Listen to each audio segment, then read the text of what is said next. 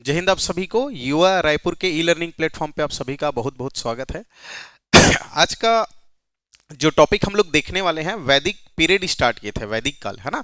वैदिक काल का मोस्टली 70% पोर्शन कवर हो चुका था।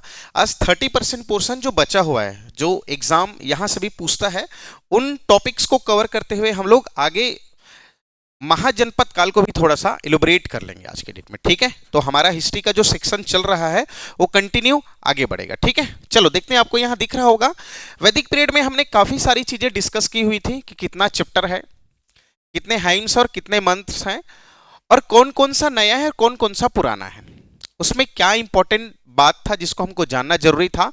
तो मोस्टली हम सारा चीज एक बार देख चुके थे। ठीक है, उसी क्रम में आगे देखते हैं। इसके पहले वाला जो स्लाइड था कल की वीडियो में, हमने ये पूरी उनकी जो इंस्टीट्यूशंस थे, संस्था थे, उनको हमने देखा था कि सभा क्या होती है, समिति क्या होती है, विदत क्या होती है, और विदत का क्या इंपॉर्टेंट रोल है उस वैदिक पीरियड में, क्या इंपॉर्टेंट रोल प्ले इन सब इंस्टीट्यूशन का था। और कहीं ना कहीं आज की क्लास में जो हम देखने वाले, थोड़ा सा डिफ्रेंशिएट करेंगे कि वैदिक पीरियड और आपका जो लेटर वैदिक पीरियड है, इन दोनों के बीच में क्या गैप है, और जो गैप था वो कैसे आगे किस नए फॉर्म में हमको देखने को मिलता है। ठीक है, तो हमने इस पीडीएफ या ये जो पेज दिख रहा है, इसके थ्रू हम यहां तक कंप्लीट कर चुके थे। आगे आज का जो चीज है वो सामाजिक संरचना की बात करेंगे। देखो, सामाजिक संरचना वैदिक पीरियड से ही स्टार्ट हो गया था। हम बात करें अर्लियर वैदिक पीरियड या फिर पूर्व वैदिक काल का, वहीं से ही स्टार्ट हो गया था। कैसे स्टार्ट हुआ था? उस टाइम हमको वही 4 वर्ण का उल्लेख मिलता है। जिस 4 वर्ण के बारे में हम बात करेंगे, इन 4 वर्ण का उल्लेख आपको मिलता है, और ये जो उल्लेख है वो आपको पुरुष सूक्त पूछा हुआ है व्यापम कई सारे एग्जाम्स में, चाहे फूड इंस्पेक्टर की बात करूं, कई एग्जाम्स में पूछा हुआ है कि वर्ण व्यवस्था का कौन सा मंडल में उल्लेख है। एक ऐसा क्वेश्चन बना है। दूसरा, पुरुष सूक्त कौन सा मंडल का भाग है। ठीक, तो चैप्टर 10 की मैं बात करूं, है ना, कौन सा चैप्टर 10 की मैं बात करूं, ऋग्वेद में आपको दिख रहा होगा पुरुष सूक्त। यहां 4 वर्ण व्यवस्था के बारे में बताया गया है। याद रखना, वर्ण व्यवस्था बोला मैं, 4 आश्रम व्यवस्था बोलूंगा तो जबालो उपनिषद तक पहुंचती है बात। ठीक है, तो 4 वर्ण व्यवस्था की मैं बात करूं आपका वैदिक काल में, तो वही 4 नाम जो आप सुनते हो वही ही दिखने को मिलता है, बशर्ते इनकी जो रिप्रेजेंटेशन है जिसको हमको जानना है, वो इस काल में ऐसा था कि जैसे ब्राह्मण जो था, ब्राह्मण जो वर्ग हुआ करता था, ठीक है, इसको प्रेस्ट ग्रुप के नाम से हम लोग जानते थे, और मोस्टली नॉलेज देने का काम करते थे, ज्ञान देने का काम करते थे, लोगों को बताते थे, समझाते थे। और हमने ऋग्वैदिक काल में श्रुति शब्द एक सुना था कि किसी भी कहानी को, किसी भी स्टोरी को हम एक पीढ़ी से किसी दूसरे पीढ़ी तक, एक जनरेशन से दूसरे जनरेशन तक हम क्या कर रहे थे, हस्तांतरण कर रहे थे।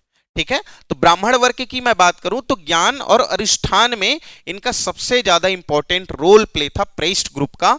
और बोला जाता था कि ऋग्वैदिक काल में ये जो चीजें देखने को मिली, ये भगवान के मुख से पैदा हुआ है, क्योंकि भगवान सबके लिए सही राह और सही बात ही करते हैं। और जो हम जानते हैं कि कोई भी पंडित आता है, कोई भी पुजारी आता है, हम उनको श्रेष्ठ वर्ग के रूप में ही देखते हैं। जो बताते हैं, मोस्टली देखते हैं गुरु भी हम उन्हीं को ही मानते हैं, है ना, जो बताते हैं उनके राह पर चलने की कोशिश करते हैं। एक दूसरा दो ग्रुप आता है जिसका नाम है आपका क्षत्रिय। सुने हो, भगवान की भुजा से, आम से इसका ओरिजिनेट बताया जाता है कि भगवान की भुजा से इनका जन्म हुआ है। और भुजा का मतलब ही क्या होता है? ताकत से होता है। और जिसके पास ताकत होगा वो डेफिनेटली क्या करेगा? युद्ध करेगा, लेकिन युद्ध के साथ साथ हमको रक्षा भी देगा, डिफेंस भी करेगा। ठीक है, देखो यहां भी एक वर्ड आया है रक्षा। 2 वर्ड होता है बेटा, मैं उस दिन भी बता रहा था, एक होता है रक्षा और दूसरा होता है सुरक्षा। रक्षा को हम लोग डिफेंस बोलते हैं और सुरक्षा को सिक्योरिटी बोलते हैं। ठीक है, तो जिनके पास ताकत होगा युद्ध करेगा, और युद्ध किस लिए करेगा? समाज की रक्षा के लिए, सोशल डिफेंस के लिए, समाज की रक्षा के लिए। और समाज को रक्षा करने के लिए यही वर्ग सबसे आगे हुआ करता था। ठीक है, जिनके पास अपार ताकत हुआ करती थी, अपार शक्ति हुआ करता। ठीक, एक थर्ड है, भगवान के जंघा से वैश्य वर्ग की उत्पत्ति मानी जाती है। इसका अर्थ क्या है? हमको आगे ले जाने वाला, चलने वाला। हम अपने पैरों के सहारे क्या करते हैं? चलते हैं, आगे चलते हैं। मतलब हमारी जनरेशन आगे कब सरवाइव कर पाएगी? जब हमारी जो सिस्टम है, इकोनॉमिकल सिस्टम है, ठीक है, उसको क्या किया जाए? रेगुलेट किया जाए। यदि हम जैसे जिम्बाब्वे की बात करते हैं, एक पहला कंट्री था जो नोट बना के अपनी गरीबी दूर करने का काम किया था। सबके पास करोड़ों करोड़ों रुपया, अरबों अरबों रुपया आ जाएगा तो कोई काम करने आएगा आपके पास? कोई नहीं आएगा ना, ठीक है। तो वो सही कदम नहीं था। तो हम इस व्यवस्था को, इकोनॉमिकल सिस्टम को रेगुलेट करने के लिए एक ऐसा वर्ग माना गया, वैश्य वर्ग, जो ट्रेड सिस्टम पर बेस्ड था, ठीक है, खरीदने और बेचने पर, जिसको हम लोग व्यापार के नाम से जानते हैं। किसके नाम से जानते हैं? व्यापार के नाम से। और उस टाइम हम देखें तो प्राइमरी ऑक्यूपेशन क्या था? हम यदि वैदिक काल की बात करें तो प्राइमरी ऑक्यूपेशन या मुख्य व्यवसाय क्या था? पशुपालन था। पशुपालन था। और यही पशुपालन जब हम लेटर वैदिक पीरियड की बात करेंगे, उत्तर वैदिक काल में, तो पशुपालन कृषि में कन्वर्ट हो जाता है। कृषि उस टाइम का प्राइमरी ऑक्यूपेशन हो जाता है, प्राथमिक व्यवसाय हो जाता है, मुख्य व्यवसाय हो जाता है, ठीक है। तो वैश्य वर्ग याद रखना, जंघा से हम चलने का काम करते हैं, पैर से चलने का काम करते हैं, और हमारे समाज को आगे ले जाने का। देखो ये बहुत बड़ा सिस्टम होता है, इकोनॉमिकल सिस्टम को रेगुलेट करना। हम सबको एक सिस्टम से ही रेगुलेट कर सकते हैं, किसी को फ्री में हम नहीं बांट सकते। जिम्बाब्वे टाइप का करें तो वह सिस्टम कोलैप्स कर गया था, ठीक है। तो याद रखना, वैश्य वर्ग, व्यापार और कृषि, इसका नोटेशन था।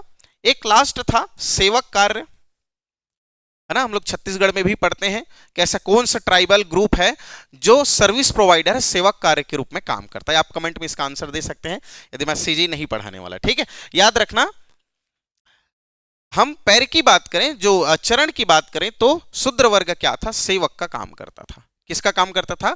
सेवक का काम करता था, जो सर्विस प्रोवाइडर के रूप में देखने को मिलता है, ठीक है। यदि मेंस में भी आता है ये क्वेश्चन कि वर्ण व्यवस्था को 2 नंबर में यदि भी समझाने की बात करें तो 3 लाइन मिलता है आपको 30 शब्द के लिए, सॉरी 4 लाइन मिलता है 30 शब्द के लिए। आप चारों लाइन के बारे में लिख सकते हैं, आपको पिक्चर बनाने की जरूरत नहीं है, ठीक है। चलो बात करें इसका, हमको एविडेंस कहां से देखने को मिलता है कि 4 वर्ण व्यवस्था जो देखने को मिला था वो आपका ऋग्वेद के पुरुष सूक्त में देखने को मिला। तो मैं बार बार ये लाइन बोला बेटा, याद रखना 10वें मंडल जो था, याद रखना 10वां मंडल पुरुष सूक्त में ही हमको 4 वर्ण के बारे में उल्लेख मिलता है। और 4 आश्रम के बारे में हमको जाबालो उपनिषद में देखने को मिलता है, जो आगे हम देखने वाले, ठीक है। याद रखना एक और इंपॉर्टेंट चीज, इन जो 10 चैप्टर में, इसमें सबसे ओल्डेस्ट चैप्टर की बात करूं मैं, सबसे पुराना या फिर सबसे प्राचीन मंडल की बात करूं तो 7वां था। कौन सा था? 7वां था, ठीक है, 7वें नंबर का था, जिसमें हम लोग दशराज्ञ युग, दशराज्ञ युद्ध के बारे में देखे थे, है ना। सुदास जो था भरत कुल का राजा था, और उसी के नाम से भारत देश का नाम पड़ा था, ठीक है। सबसे पुराना 7वां नंबर है, ठीक है। चलो आगे बढ़ते हैं। देखो अब चीजें बदलती हुई दिखने को मिलेगी। हम आगे इस क्लास में देखते हैं कई सारी चीजें जो उत्तर वैदिक काल और पूर्व वैदिक काल दोनों में कहीं ना कहीं एक गैप दिखाई देगा। पूर्व वैदिक काल में वर्ण कर्म पर आधारित है, ये बात मेंस में पूछा हुआ है कि एक्सप्लेन, है ना, कि आप सिद्ध करें कि पूर्व वैदिक काल में यह जो आधार था वर्ण व्यवस्था का, कर्म आधारित था, ठीक है। यही बाद में क्या हो जाएगा? बाय बर्थ हो जाएगा, जन्म आधारित हो जाएगा, ठीक है। तो प्री में भी कई सारे कथन कारण करके पूछा। याद रखना, पूर्व वैदिक काल में हमारा जो वर्ण व्यवस्था था वो कर्म आधारित था, प्रोफेशन के आधार, on the basis of profession पर डिपेंड करता था कि हम कौन सा ग्रुप में आने वाले हैं, ठीक है। लेकिन यही उत्तर वैदिक काल में जन्म आधारित हो गया, बाय बर्थ हो गया, ठीक, बाय बर्थ हो गया, और एकदम रिजिड हो गया था, कठोर हो गया था कि अब जो बाय बर्थ जिस भी ग्रुप में पैदा होता है, जिस भी ग्रुप में बाय बर्थ वो जन्म ले रहा है, तो वो उसी ग्रुप में फिर उसकी पूरी की पूरी कास्ट सिस्टम चलेगी, उसका वर्ण पूरा का पूरा आने वाला जनरेशन ही वैसा होगा। यदि ब्राह्मण वर्ग में जन्म लिया तो ब्राह्मण ही होगा, क्षत्रिय में जन्म लिया तो क्षत्रिय ही होगा, ठीक है। तो ये दोनों चीज बदलता हुआ देखने को मिला। इसके पीछे रीजन एक ही था कि हम जब उत्तर वैदिक काल की ओर आगे बढ़ते हैं, है ना, एक पिक्चर में दिखाया था आपको, एक दिख रहा होगा, एक मैं बताता हूं। जैसे ही हम लोग उत्तर वैदिक काल की ओर आगे बढ़ते हैं तो हम यहां तो गाय को हम लोग प्राइमरी ऑक्यूपेशन मान के रखे थे, पशुपालन को, लेकिन यहां हम लोग एग्रीकल्चर को, कल्टीवेशन को प्राइमरी ऑक्यूपेशन रखे थे। मतलब खेती किसानी को हमने सामने रखा था। जब खेती किसानी को सामने रखा था तो आपको यह बात पता है कि खेती में कितना मेहनत लगता है, ठीक है, और पूजा पाठ ज्ञान देने का काम कितना आसान होता है, और बाई आप एफर्ट लगाएंगे, शारीरिक श्रम करेंगे तो कितना काम होता है। और कोई भी व्यक्ति ऐसा नहीं है जो शारीरिक श्रम करने के लिए आगे खुद की इच्छा से जीवन भर के लिए समर्पित हो जाएगा। कोई होना चाहता है क्या? कोई नहीं होना चाहता। आपको कितना भी पैसा दें, आपको रोज बोलेंगे चलो खेत में, आप रेगुलर फावड़ा चलाएंगे तो आप नहीं चला पाएंगे। ठीक है, तो मेहनत जो हार्ड वर्क है उसको कोई भी चूज नहीं करना चाहता, इसलिए ये सिस्टम तो रिजिड बना दिया गया कि भाई जो जिस वर्ग में है वो उसी ही वर्ग में रहेगा। ठीक है, और याद रखना यहीं से गोत्र की व्यवस्था स्टार्ट होती है और गोत्र प्रथा का आरंभ माना जाता है कहां से? आपका उत्तर वैदिक काल से। ठीक है बेटा, पूछा हुआ है, मैं जितना जितना गोल सर्कल बनाए हूं हर लाइन पूछा हुआ है। ठीक है, चलो आगे देखते हैं। वर्ण व्यवस्था के बाद आश्रम व्यवस्था। जीवन में 4 आश्रम माने गए हैं।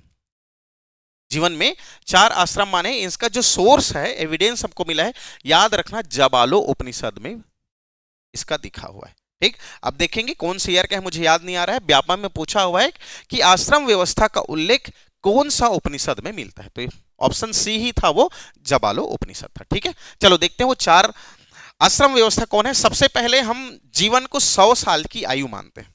कितने साल की आयु मानते हैं? 100 साल की आयु मानते हैं। और उस 100 साल की आयु में 25-25 का जो ईयर है उसको हम लोग 4 भाग में बांट लें। यदि हम बात करें बाय बर्थ से, जन्म से लेकर 25 वर्ष तक की उम्र को हम ब्रह्मचर्य मानेंगे। 25 वर्ष तक की उम्र को क्या मानते हैं? ब्रह्मचर्य। इस उम्र में केवल और केवल हम शिक्षा और अनुशासन पर ज्यादा फोकस करते हैं। ठीक है, एजुकेशन एंड डिसिप्लिन सीखते हैं। पूरे लाइफ को सरवाइव करने के लिए यही 2 प्राइमरी टूल्स हैं जो आपको एक बेटर से बेटरनेस की ओर लेके जाएंगे। शिक्षा और अनुशासन, ब्रह्मचर्य, 0 से 25 वर्ष। ये लाइन पूछ लिया गया, अब व्यापम का क्वेश्चन उठा के देखेंगे तो। ठीक है, दूसरा 25 से जैसे ही पार हुए तो हम गृहस्थ जीवन में आ जाते हैं। ठीक है, अभी तो मेल और फीमेल दोनों का शादी की उम्र 21 कर दी गई है ना, 21। लेकिन 25 से 50 तक की ही उम्र को क्या माना गया है? आपका गृहस्थ जीवन माना गया है। ठीक है, आप विवाह करिए, विवाह के बाद आप संतान उत्पत्ति करिए, संतान उत्पत्ति के बाद आपके जो नए कर्म है और आपको जो आगे जनरेशन लेके जाना है उस पर आप काम करिए। ठीक है, तो ये परिवार और सामाजिक कर्तव्य की ओर इंगित करता है। अब शादी हो जाएगा तो आप पत्नी की खर्चा, माँ बाप की खर्चे, बच्चे हुए उनके खर्चे, तो सारी जिम्मेदारी से आप सीखने, मतलब सारी जिम्मेदारी से आप क्या हो जाएंगे? ढक जाएंगे। तो 25 से 50 तक की उम्र जो है आपका गृहस्थ जीवन के बारे में बताया गया है, ये जबालो उपनिषद में स्पष्ट लिखा हुआ है। ठीक, उसके बाद बात करेंगे हम 50 से 75 वर्ष का जो उम्र होता है उसको वानप्रस्थ बोलते हैं। ठीक है, संसार से धीरे धीरे हम अलग होना स्टार्ट कर देते हैं। आपको पता है कि हमारे जितने भी गवर्नमेंट सेक्टर्स हैं, पब्लिक सेक्टर्स हैं, उनकी भी एज लगभग 62 या 65 के बाद आपको रिटायरमेंट दे दी जाती है।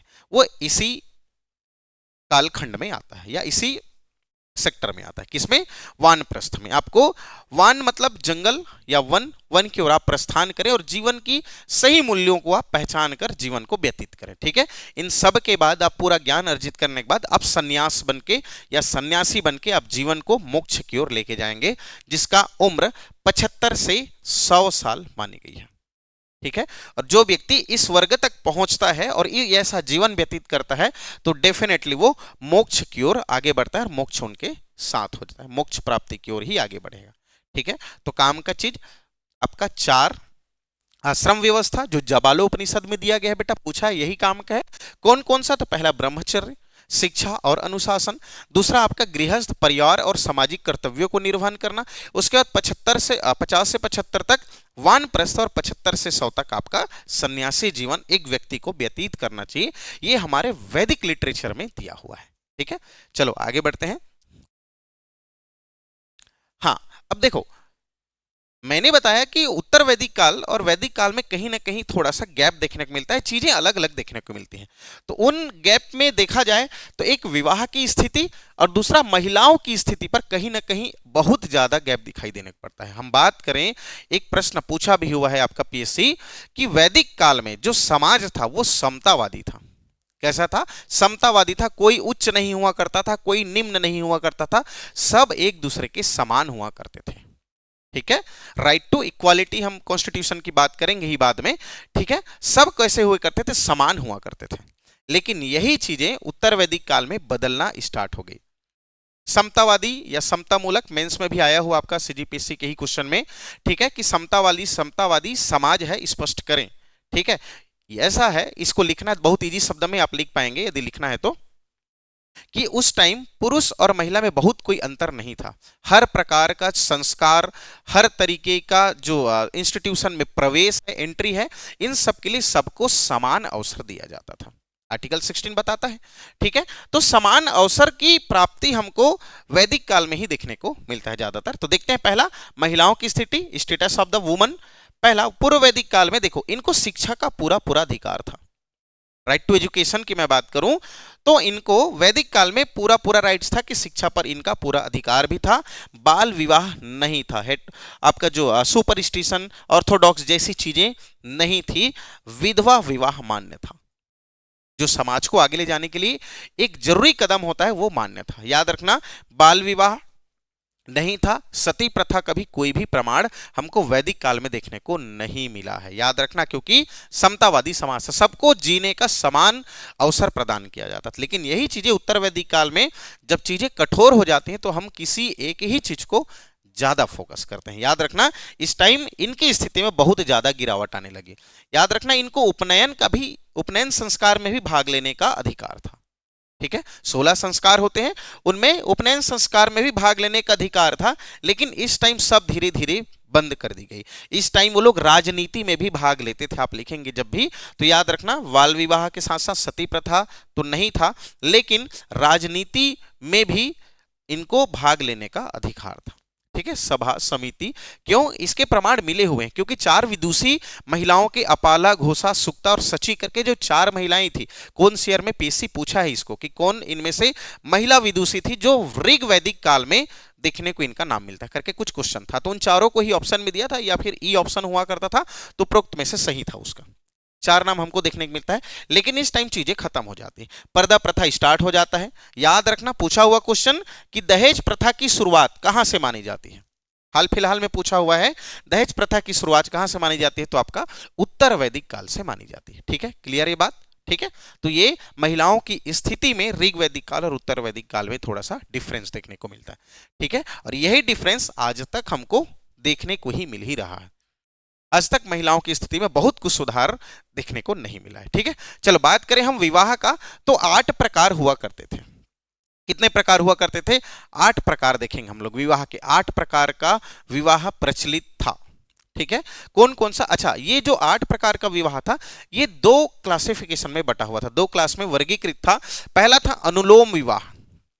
अनुलोम विवाह में पुरुष जो हुआ करता था उच्च वर्ग का हुआ करता था, ठीक। और जो स्त्री हुआ करती थी वो लोअर वर्ण का या फिर लोअर क्लास की हुआ करती थी। लेकिन इसके ठीक अगेंस्ट मैं बात करूं, प्रतिलोम का ही मतलब होता है इसके उल्टा।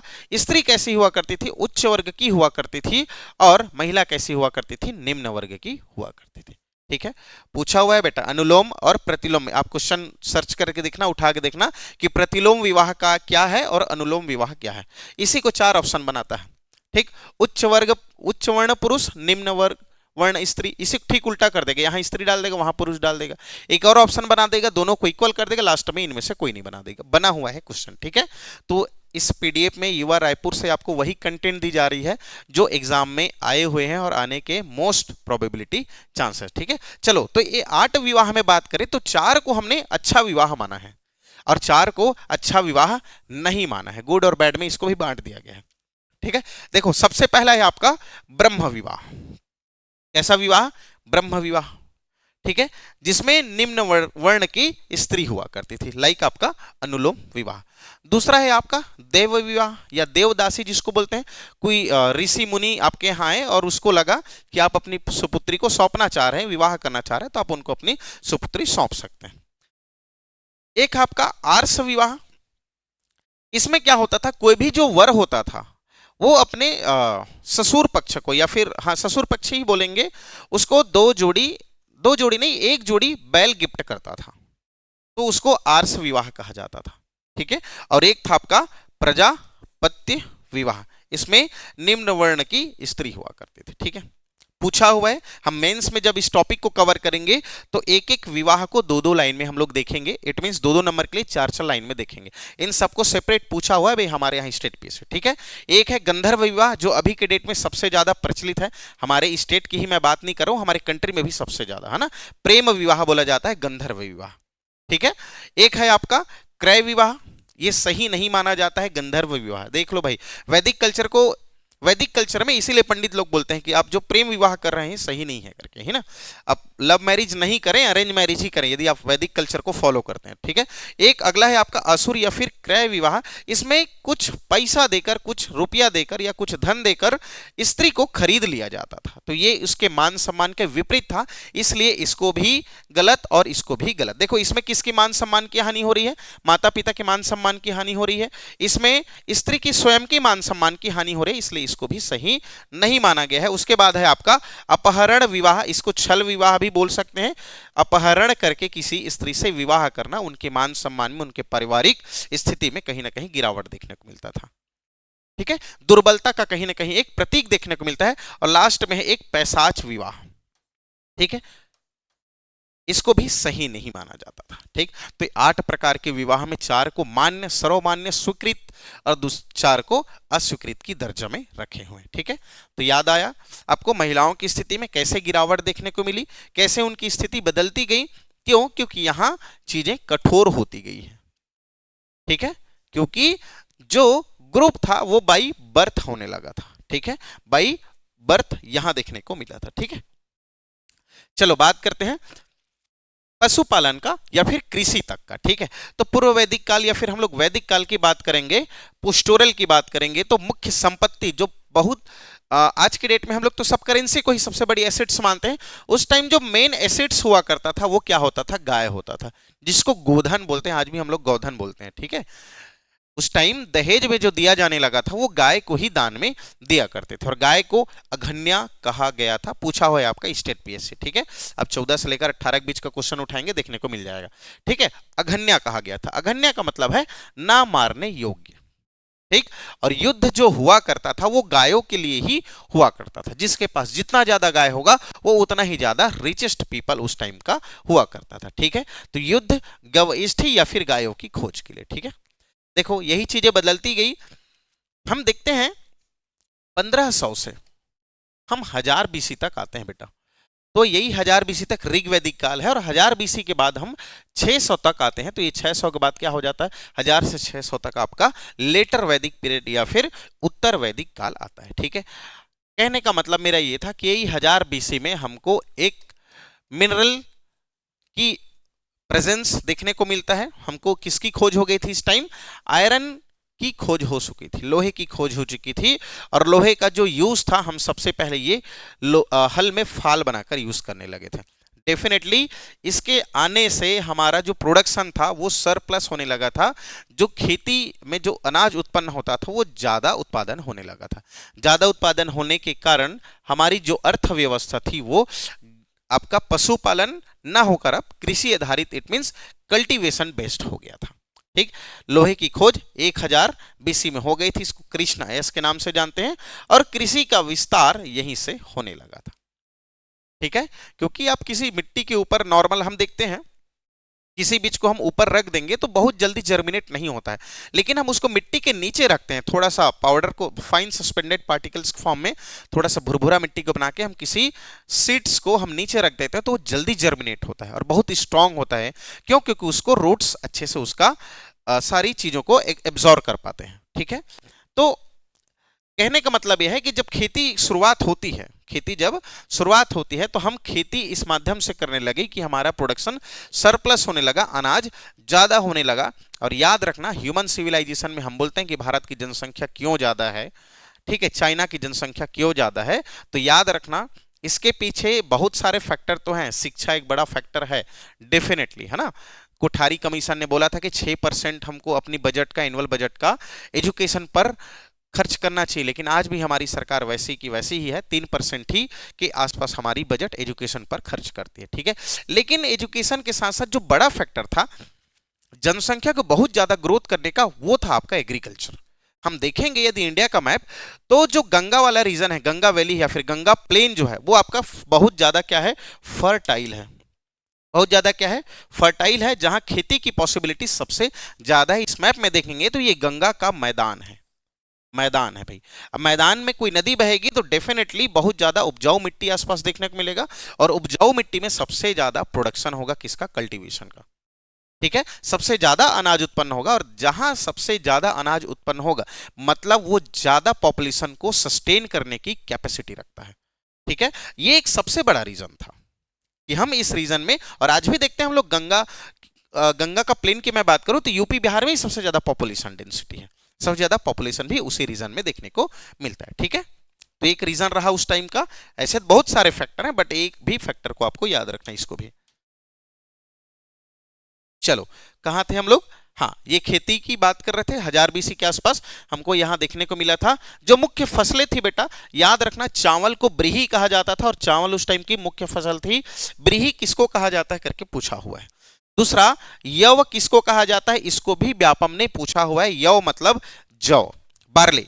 ठीक है, उसके बाद बात है आपका वीट का, गेहूं को गोधूम कहा जाता था, और गन्ना को इक्षु कहा जाता था। गन्ना को वैदिक काल में क्या कहा जाता है एक बार भी नहीं पूछा है, याद रखना, कोई ना कोई एग्जाम में इसको पूछ सकता है। ठीक है, गोधूम पूछ लिया गया है, यव पूछ लिया गया है, और आपका ब्रीही चावल को बोला जाता है, ये भी पूछ लिया गया है। ठीक है, उत्तर वैदिक काल में हमारी जो ऑक्यूपेशन था या जो हमारा इकोनॉमिकल सिस्टम था वो एग्रीकल्चर बेस्ड हो गया था, याद रखना। ठीक है, कृषि आधारित अर्थव्यवस्था उत्तर वैदिक काल में हमको देखने को मिला था। ठीक है, क्लियर है बात। चलो, अब धर्म और अनुष्ठान की बात करते हैं। पूर्व वैदिक काल में धर्म अनुष्ठान में देखो, ऋग्वैदिक के टाइम पीरियड में जो सबसे ज्यादा फेमस जो गॉड हुआ करता था, सबसे ज्यादा फेमस ही बोलेंगे क्योंकि सबसे ज्यादा इसी का उल्लेख है, 250 बार इसका जिक्र हुआ है। ठीक है, हालांकि सबसे ज्यादा बार पिता का हुआ है 375 बार। ठीक है, तो याद रखना, सबसे जो प्रमुख देवता था वो था इंद्र, और इसको वर्षा या फिर युद्ध दोनों का देवता माना जाता था। ठीक, उसके बाद मैं बात करूं अग्नि का, अग्नि के बारे में बताया था कि ऋग्वेद में जो पहला श्लोक मिला हुआ है वो आपका अग्नि देव को समर्पित है, ये लाइन पूछा हुआ है भाई, है ना। ठीक, उसके बाद वरुण किसका देवता था, तो नैतिक व्यवस्था का, और प्रकृति की पूजा हम लोग आज भी करते हैं और उस टाइम भी करते थे। ठीक है, लेकिन जो चीज नहीं था इसको याद रखना है, कथन कारण में पूछ सकता है, मूर्ति और मंदिर दोनों की व्यवस्था उस टाइम हमको देखने को नहीं मिला। क्लियर, तो ऋग वैदिक काल में ये सारी चीजें देखने को मिला, बस मंदिर और मूर्ति का कोई साक्ष्य हमको नहीं मिला हुआ है। ठीक है, ये बात क्लियर। क्या देवताओं में परिवर्तन, यज्ञों का महत्व बढ़ते गया, क्योंकि सामवेद और यजुर्वेद और अथर्ववेद तीनों वेद को हम लोग उत्तर वैदिक काल में देखते हैं। ठीक है, देखो उत्तर वैदिक काल में मैं बात करूं तो प्रजापति को प्रमुख देवता माना गया था। इस टाइम इंद्र को प्रमुख देवता माना गया था, और इस टाइम प्रजापति को प्रमुख देवता माना गया था। आज की क्लास और कल की कुछ लास्ट का 10-15 मिनट का क्लास यदि हम देखें तो मेंस में पूछ चुका है भाई, 8 नंबर में पूछ चुका है। ठीक है, कि उत्तर वैदिक काल और वैदिक काल के बीच में आप अंतर स्पष्ट करें। ठीक है, कई बार छोटे क्वेश्चन के रूप में। दूसरा, विष्णु को माना जाता था, रुद्र को पशुपति के रूप में पूजा जाता था, और एक और याद रखना, यज्ञों की प्रधानता बहुत ज्यादा बढ़ गई थी। अश्वमेघ यज्ञ, राजसु यज्ञ, ऐसे बहुत सारे यज्ञों का उल्लेख मिलता है। ठीक है, क्योंकि भगवान को हम खुश करने के लिए मैं बताया था कि हम तंत्र मंत्र के साथ, पूजा पाठ के साथ साथ हमको यज्ञ में बहुत ज्यादा फोकस होना पड़ा था, क्योंकि कर्म कांड के बारे में भी हमको यही बताया जाता था। ठीक, आप यदि इस कर्म से फंसे हुए हैं, आपको इस तरह का दोष है, तो आप घी का दीपक जलाएं, इसका दीपक जलाएं, उसका दीपक जलाएं, इस टाइप की हमको व्यवस्था यहां देखने को मिलता था। ठीक है, तो पिक्चर में आपको साफ दिख रहा होगा कि हम अपने इष्ट देवता को यज्ञ के माध्यम से क्या कर रहे हैं, खुश करने की कोशिश कर रहे हैं, ताकि हमारा काम बन सके। ठीक है, चलो अगला देखते हैं। एक लास्ट, ये पेज बहुत इंपॉर्टेंट है, यदि 8 नंबर में पूछे बेटा इस पेज को सीधा सीधा उतार देना, 1 नंबर नहीं कटेगा, यही क्वेश्चन पूछा हुआ था। ठीक है, कि उत्तर वैदिक काल और पूर्व वैदिक काल में क्या अंतर है दोनों में। ठीक है, तो मुख्य व्यवसाय की मैं बात करूं तो पॉइंट नंबर 1 लगा के लिख सकते हैं। मुख्य व्यवसाय क्या था इस टाइम, हमने बार बार पढ़ा है कि पोस्टरल की बात करें तो पशुपालन था, और यही उस टाइम मुख्य व्यवसाय आपका कृषि हो गया था, एग्रीकल्चर हो गया था। निवास स्थान की बात करें सेकंड नंबर पर, तो इस टाइम सप्त सैंधव प्रदेश के आसपास थे, मतलब सिंधु नदी के वही झेलम, चिनाब, रावी, व्यास, सतलज, और हम उत्तर वैदिक काल में इस सप्त सिंधु रीजन को छोड़कर हम ईस्टर्न की ओर आगे बढ़ चुके थे, मतलब गंगा घाटी या फिर गंगा यमुना के दोआब तक जा चुके थे, जो सबसे ज्यादा फर्टाइल हुआ करता, सबसे ज्यादा उपजाऊ मिट्टी वहां देखने को मिलता। महिलाओं की स्थिति के बारे में हमने अभी ही चर्चा किया कि राजनीति से लेकर हर अच्छी चीजों में उनको भाग लेने का मौका मिलता था, मतलब सम्मानजनक की स्थिति थी, समतावादी समाज था। आप स्लैश करके लिख लेना, समतावादी समाज था। विदुषी महिलाओं का भी नाम मिलता है, अपाला, घोषा, शक्ति, शची करके। दूसरा, लेकिन इस टाइम उनकी स्थिति में गिरावट देखने को मिलता है, मतलब पर्दा सिस्टम आ गया था, दहेज प्रथा आ गया था, कहीं ना कहीं सती प्रथा के भी हमको एविडेंस मिले हैं, बाल विवाह, चाइल्ड मैरिज के भी हमको यहाँ एविडेंस देखने को मिला हुआ है। ठीक है, तो कहीं ना कहीं इनकी स्थिति में बहुत ज्यादा गिरावट देखने को मिली, और इसका केवल एक ही रीजन था, क्या? आपका कृषि। कृषि में लेबर वर्क लेबर ही रहे, लेबर को जो ग्रुप था वो लेबर ही रहे, इसलिए ये रिजिड होने लगा था। बात करें चौथा बेटा, तो वर्ण व्यवस्था की बात करें तो बाई, देखो ये लचीला और कर्म आधारित था, प्रोफेशन पर डिपेंड था, आपको जो काम आता है आप वही वर्ग के कहलाने लगे थे, क्योंकि 500 साल तक था। ये बात मैं भी डिस्कस करूंगा, क्या मैं भी बोला। दूसरा, ये बाई बर्थ होने लगा था, जन्म आधारित होने लगा था, और वर्ण व्यवस्था आपका कठोर हो चुका था। ठीक है, प्रमुख देवता की मैं बात करूं तो इस टाइम अग्नि और इंद्र को प्रमुख देवता माना गया था, लेकिन इस टाइम यही देवता का जगह चेंज होकर किसको ध्यान देने लगा गया था? पशुपति और आपका प्रजापति और विष्णु जी को। ठीक, याद रखना, पूछा हुआ है उत्तर वैदिक काल में प्रमुख देवता कौन थे, यही 4 ऑप्शन में देते हैं। ठीक है, तो कौन था आपका? प्रजापति को आपका आंसर लेना है। ठीक है, अगला बात करूं मैं 6 नंबर में, लोहा का क्या इंपॉर्टेंस था? तो हम लोग ऋग्वैदिक काल में लोहे का ज्ञान हमको तो नहीं था, ठीक है, लेकिन इस टाइम इसका प्रयोग शुरू हुआ और इसको कृष्ण अयस्क के नाम से भी जाना जाने लगा था। याद रखना, लास्ट में मृदभांड, ठीक है, पोट्री का भी यूज देखने को मिलता है, और इस साइड जो था वो गेरुए कलर का हुआ करता था, और उत्तर वैदिक काल में चित्रित धूसर पेंटेड हमको देखने को मिलता था। ठीक है, ये आपकी वैदिक जो कल्चर था या फिर वैदिक पीरियड था वो कंप्लीटली खत्म होता है। ठीक है, एक क्वेश्चन आया भी हुआ है, मैं आपको बता रहा हूं, उसको आप लिख के कमेंट कर सकते हैं या भेज सकते हैं आंसर। ठीक है, युवा के नीचे आपको देखेंगे यहाँ का डिस्क्रिप्शन में फोन नंबर वगैरह भी दिया है, ठीक है, या लिंक टेलीग्राम वगैरह में भी आप वहां भी शेयर कर सकते हैं कि क्या कारण था कि 500 साल में, यदि हम बात करें बेटा इसके टाइम पीरियड का, तो देखो 1500 साल से 1000 बीसी तक आपका ऋग्वैदिक काल है, और यही 1000 से 600 बीसी तक क्या है? आपका उत्तर वैदिक काल है। तो क्या कारण है कि इस टाइम केवल 500 साल में एक वेद के बारे में जानने को मिलता है, और महज 400 साल में हमको 3 वेद जानने को मिलता है? क्या मुख्य कारण रहा होगा? आप इसका आंसर कमेंट में दे सकते हैं, एक लाइन में भी दे सकते हैं, और जिसको आंसर लिखना है वो लिख कर भी आप आंसर सेंड कर सकते हैं। ठीक है, मैं बाकी कल इसको एलिब्रेट कर दूंगा। ठीक है, आगे बढ़े। जैसे ही उत्तर वैदिक काल खत्म होता है, चीजें धीरे धीरे बदलती जाती हैं। यदि एक पेज यहाँ ऐड करते हैं, देखो टाइम पीरियड की बात करें भैया, हम ये ईसा मसीह के जन्म को क्या मानते हैं? हम लोग 0 मानते हैं। क्या मानते हैं? 0। और इधर को एडी मानते हैं, after the death of Jesus Christ और before the birth of the Jesus Christ, BC. ठीक है, हम लोग इधर ही की ही बात कर रहे हैं अभी। तो हम लोग इधर की बात करें तो 1500 के आसपास हम लोग पहुंच गए थे। 1500 से 1000 भी आ चुके थे, और 1000 से 600 तक आ चुके थे। लेकिन इन 1500 से पहले हम लोग 2300 से 1750 तक आईवीसी देखा था। क्या देखा था? इंडस वैली सिविलाइजेशन देखा था। और इंडस वैली सिविलाइजेशन की मैं बात करूं तो ये फर्स्ट अर्बन सोसाइटी था। उसके बाद वैदिक कल्चर की बात करूं तो ये अर्बन सोसाइटी तो नहीं था, कहीं कहीं एक आध दो सिटी टाइप का देखने को मिल सकता है, लेकिन अर्बन सोसाइटी नहीं था। मतलब ये है कि ये रूरल सोसाइटी था, ग्रामीण सभ्यता था। ठीक है, मेंस में है क्वेश्चन, ठीक है, कि स्पष्ट करें कि वैदिक काल एक ग्रामीण सभ्यता थी। आपको उसके प्रमाण बता देने, हो गया आपका आंसर कंप्लीट। ठीक है, तो लिखने के लिए आपको डेप्थ ऑफ नॉलेज या फिर इस तरह का स्टडी आपको पता होना चाहिए, तो आप आसानी से लिख सकते हैं बेटा। ठीक है, जैसे ही ग्रामीण सभ्यता खत्म होता है उसके बाद कौन आता है? आपका आईवीसी के बाद कौन आएगा बताओ? अभी जिसको हम लोग देख रहे थे वैदिक पीरियड आता है। वैदिक काल, ठीक है। अच्छा हाँ, ये वैदिक काल ही देख रहे थे। वैदिक काल के बाद क्या आएगा, एक सेकंड इसको मिटाता हूं थोड़ा सा। ये वैदिक पीरियड देख चुके, ये रूलर था। अभी एक रूलर सभ्यता कहीं ना कहीं डिक्लिनेशन फेज के बाद फिर एक अर्बन सभ्यता देखने को मिलेगी, urban civilisation, second urban civilisation. और वो क्या था आपका, महाजनपदास था, ठीक है, महाजनपद। और हम अगले अभी जो टाइम बचा हुआ है उसमें हम लोग महाजनपद देखने वाले हैं, ठीक है। तो हम इसमें कुल 16 महाजनपद के बारे में देखेंगे, ठीक है।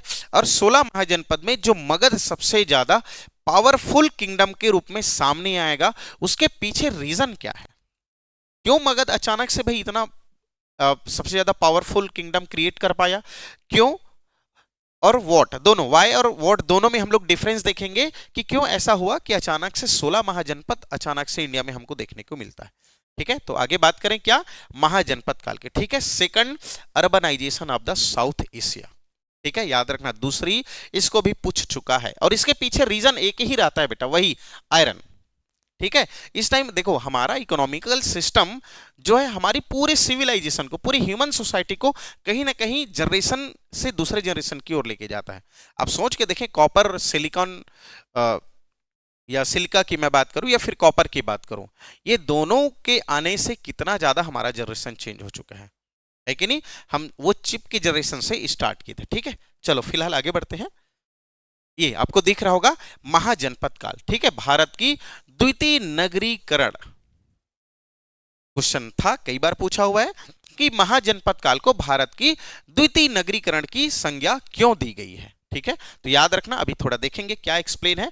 ये पिक्चर आपको बहुत बेहतरीन दिख रहा होगा, युवा रायपुर ने आप लोग के लिए एक ऐसा पिक्चर तैयार किया हुआ है जो आपको दिख रहा होगा बेटा, कितना बेहतरीन शहर दिख रहा है, अर्बन सोसाइटी दिख रहा है, और कैसे साम्राज्य, कैसे इंपायर यहां से हमको देखने को मिलता है, इस पर बात करेंगे, ठीक है। एक लाइन लिखा हुआ है, वैदिक काल के जन से साम्राज्य का निर्माण तक की यात्रा हम इसमें देखेंगे, और लोहे की खोज और कृषि का सरप्लस, अधिशेष मतलब होता है सरप्लस, जरूरत से ज्यादा पैदावार, एग्रीकल्चर सरप्लस ने कैसे भारत के राजनीतिक मानचित्र को हमेशा के लिए बदल दिया है। ये यूपीएससी में इस टाइप का क्वेश्चन एक ठो पूछा हुआ है, ठीक है। बेहतरीन स्लाइड है हमारे यहाँ जो बनाए जाते हैं, ठीक है। चलो देखते हैं क्या कारण है, कितने महाजनपद थे। एक छोटा सा यदि मैं शॉर्टली इंट्रोड्यूस करूं इस चैप्टर को, तो महाजनपद काल में देखो पहले कबीले में लोग हुआ करते थे बेटा, किसमें, छोटे छोटे कबीले में। एक पेज है शायद हमारे इसमें बना हुआ है, हाँ ये दिख भी रहा होगा। पहले लोग कबीले में हुआ करते थे, किसमें हुआ करते थे, कबीले में, छोटे छोटे घर बना के चरवाहे के रूप में हुआ करते थे आर्यंस लोग। यही कबीला धीरे धीरे लोगों का ग्रुप बनना स्टार्ट हो गया। ग्रुप मतलब अपना एक सेपरेशन स्टार्ट हो गया कि यहां से यहां तक मेरा घर है, मेरा परिवार है, मेरा गांव है, मेरा मोहल्ला है। यहां से भी जब आगे बढ़ा चीजें तो एक बड़े से गांव का रूप ले लेता है, शहर का रूप ले लेता है। अब देखेंगे कि आप छोटा सा गांव कहीं ना कहीं आज एक बड़े गांव के रूप में बदलता दिख ही रहा होगा। और इसका केवल और केवल एक ही रीजन है कि गांव से शहर तक बनने का रीजन क्या है, वो है और जनसंख्या। आज रायपुर शहर क्यों है, क्योंकि ज्यादा लोग यहां रहते हैं, ज्यादा लोग रहेंगे तो फैसिलिटी की डिमांड करेंगे, क्योंकि ज्यादा लोग एक ह्यूमन पावर है, ह्यूमन रिसोर्स है, और ह्यूमन रिसोर्स कहीं ना कहीं एसेट्स जनरेट करने में कैपेबल है, ठीक है। तो ज्यादा लोग यहां होने को, क्योंकि ज्यादा घर है तो ज्यादा ही लोग रहेंगे ना, ठीक है। तो जनपद का रूप देखने को मिलता है, और यही जनपद धीरे धीरे एक बड़ा सा एम्पायर और एक बड़ा सा महाजनपद क्रिएट करने लगा, और इसको राजतंत्र की व्यवस्था के रूप में हम बाद में अभी देखेंगे, ठीक है। छोटा सा गांव, छोटा सा कबीला एक परिवार का रूप से लेकर आगे बढ़ता है, और परिवार से क्या बनता है, बड़ा समूह बनता है, और समूह बनने के बाद एक बड़ा सा गांव बनाता है, और बड़ा सा गांव से फिर बड़ा सा शहर, और वही बड़ा सा शहर एक कहीं ना कहीं आज नगर निगम बनता है। यही नगर निगम को हम मान सकते हैं 16 महाजनपद, ठीक है।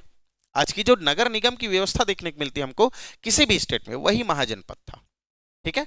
चलो आगे बढ़े, कुछ लाइन लिखा हुआ है, यह प्रक्रिया 600 ईसा पूर्व के आसपास दिखाई पड़ती है, जब छोटे छोटे राज्यों ने मिलकर बड़े महाजनपदों का रूप ले लिया है, ठीक है। हम बात करेंगे तो रायपुर का जो नगर निगम था वो इतना वॉस्ट नहीं था, छोटा सा एरिया था, घड़ी चौक के आसपास को लिया जाता था। अभी धीरे धीरे उसका दायरा बहुत बढ़ चुका है, क्योंकि लोगों की बसाहट बढ़ रही है। ठीक है, चलो तो ये प्रैक्टिकल वे में इसको समझने का था।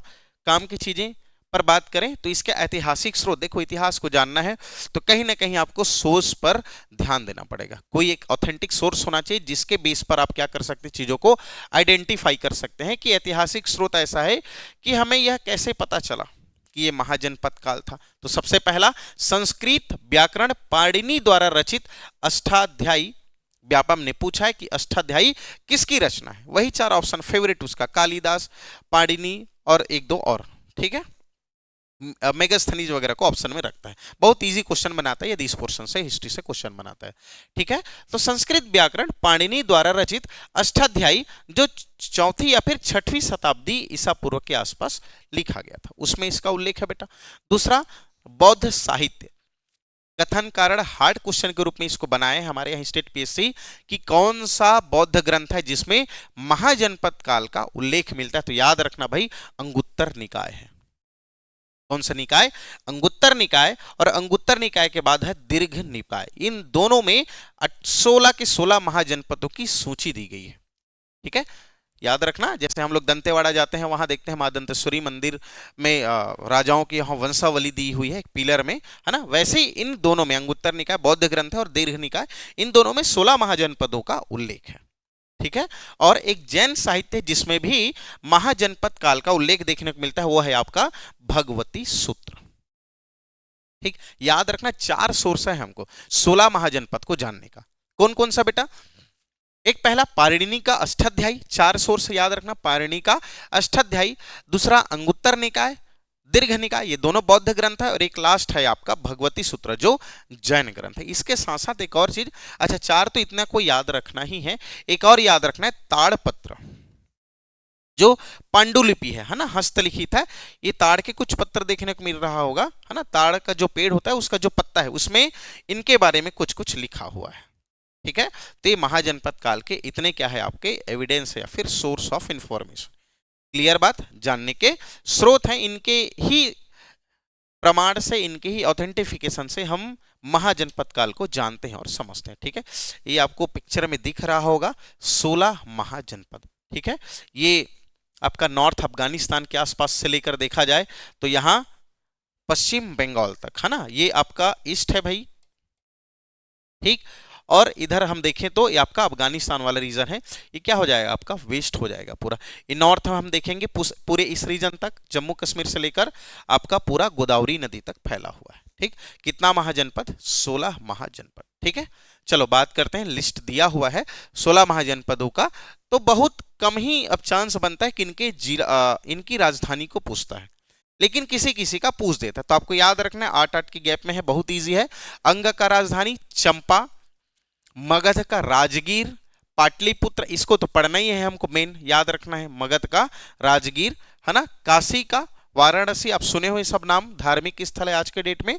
उसके बाद वत्स का कौसंबी है ना। जिसको याद रखना है बेटा, 16 याद नहीं रखना, मैं बता दिया, जिसको याद रखना है बता दिया हूं। गोला सर्कल दिख रहा होगा।